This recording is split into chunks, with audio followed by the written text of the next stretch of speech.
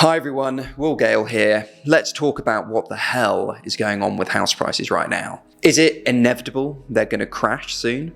Let's find out. In 2023, the Halifax House Price Index was forecasting house prices to crash 8%, but for some reason, despite interest rates increasing 50% to 5.25%, house prices dropped just 1.8% over 2023, not even quarter the expected fall. In fact, house prices dropped 2.1% in England, 2.5% in Wales, but increased 3.3% in Scotland and increased 1.4% in Northern Ireland.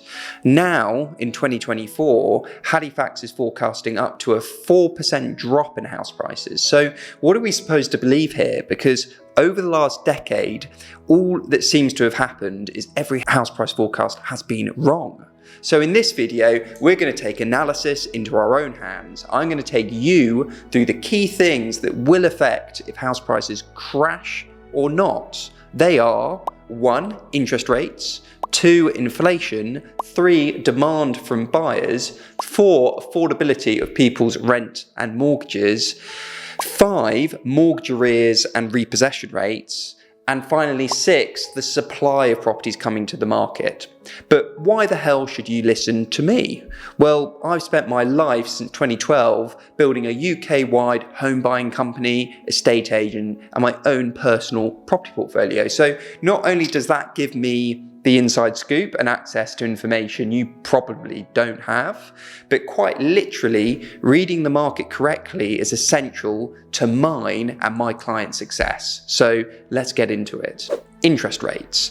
We're all sick and tired of talking about interest rates, and I'm not gonna sit here stating the obvious to you. We all get it. Interest rates going up is bad because it makes borrowing money more expensive, which means we can't afford to spend as much money. We get it. And everyone thought if you smash up interest rates from the lows of 0.1% in January of 2021 to all of a sudden 3.5% at the start of January 23, that the inevitable would happen, that a huge portion of buyers' budgets to buy property would drop or just disappear altogether. And that as homeowners came to renew their mortgages, they'd either have to suck it up by paying the increase or lengthen the term of their mortgage, or the ultimate worst case scenario would unfold.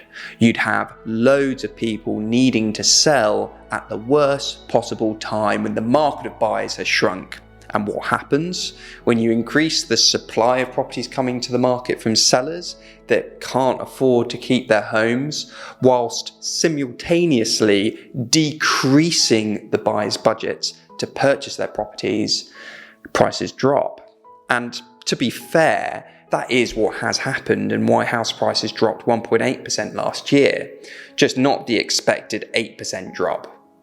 Now, with interest rates at 5.25%, up from 3.5% they opened the year before, what's going to happen this year? Well, to figure that out, it's worth figuring out if we think interest rates are going to keep increasing over this year. In the most recent Bank of England vote, 6 people voted to hold the base rate at 5.25% and 3 didn't. Of the 3 that didn't vote to hold rates, 2 voted to increase rates to 5.5%, and the other actually voted to drop the rate to 5%. So at least right now, the majority of decision makers seem to think it's a good idea to hold interest rates where they are. But why? That, my friends, is when we need to look at inflation. The Bank of England wants inflation at the blue line, at 2%. Right now, it is sitting at about 4%. Not ideal. So the reality is, inflation is still too high, but the Bank of England has chosen to sit tight and keep interest rates steady. Why? Because generally there is a lag between changing the interest rate and that baking through the economy. It is estimated interest rate changes take up to 18 months for an economy to feel its full effects. So right now, their logic is keeping things firm, and over this year, the inflation rate will continue falling as the effects of the last interest rate back in the 29th of August last year bake its way through the economy. Makes sense. So right now, we might not feel the full effects of the most recent increase in interest rates till February next year in 2025. With that context, in my opinion, it makes complete sense to hold interest rates. And that's why I think we're all seeing lenders drop their interest rates, because that is what they're thinking as well.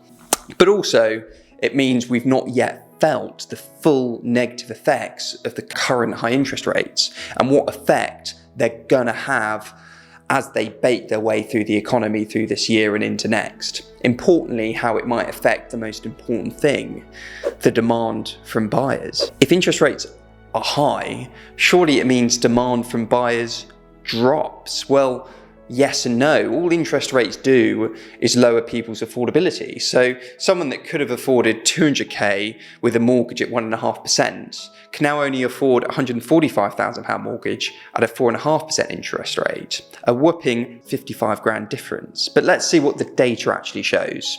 Right now, estate agents report the average number of buyers per branch has increased 120% in January compared to December. In fact, January this year has tracked ahead of January last year, when forecasts back then expected house prices to drop 8%. And stats you're not going to find online are my nationwide estate agency stats, and we've seen buyer interest increase another 51% in February just gone, which again is going to see the market for buyers track ahead of last year. So yes, there are still less buyers out there than 2021 and 2022, but in reality, it looks like we're tracking ahead of 2023. But demand is one side of the equation here. We already know from earlier in the video that we've not seen the full effects of high interest rates baking through the economy. What is happening to the affordability of people's rent and mortgages right now?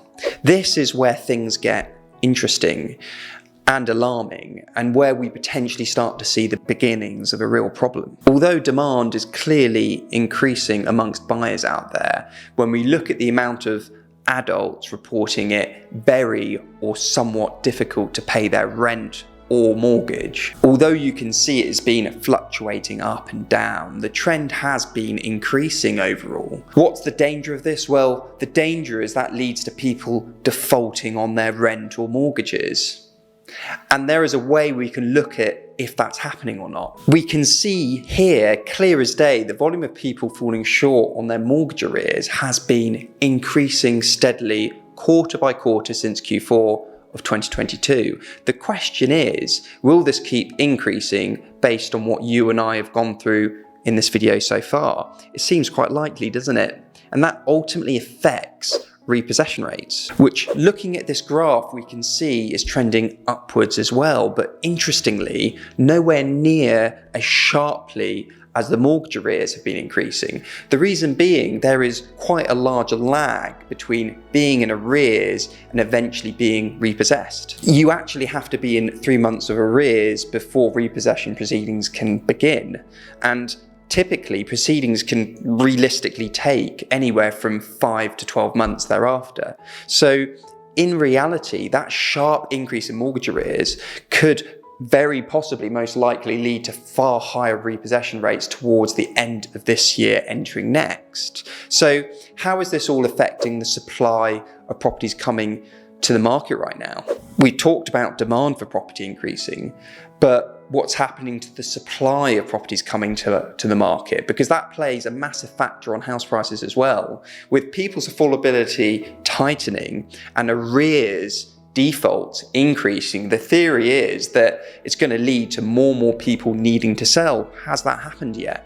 Well, yes, they've increased about 79% on the December lows, but broadly in line with the volume of properties reported to be added by agents over the same periods of 2021 and 2022.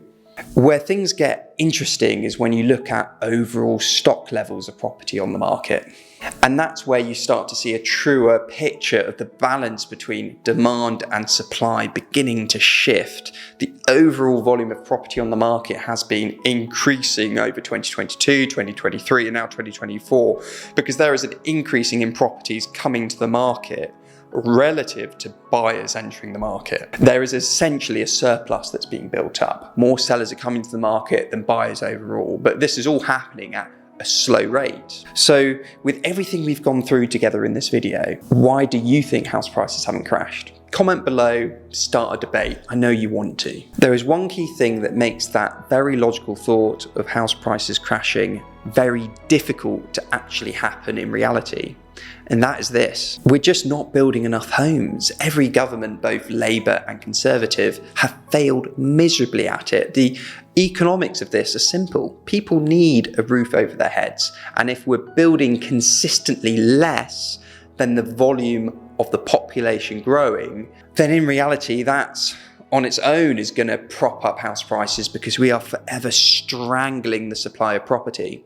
If we had hit government housing targets over the last 20 years, do you think house prices would have already crashed? Before you head off, YouTube are convinced you're going to like this video up here.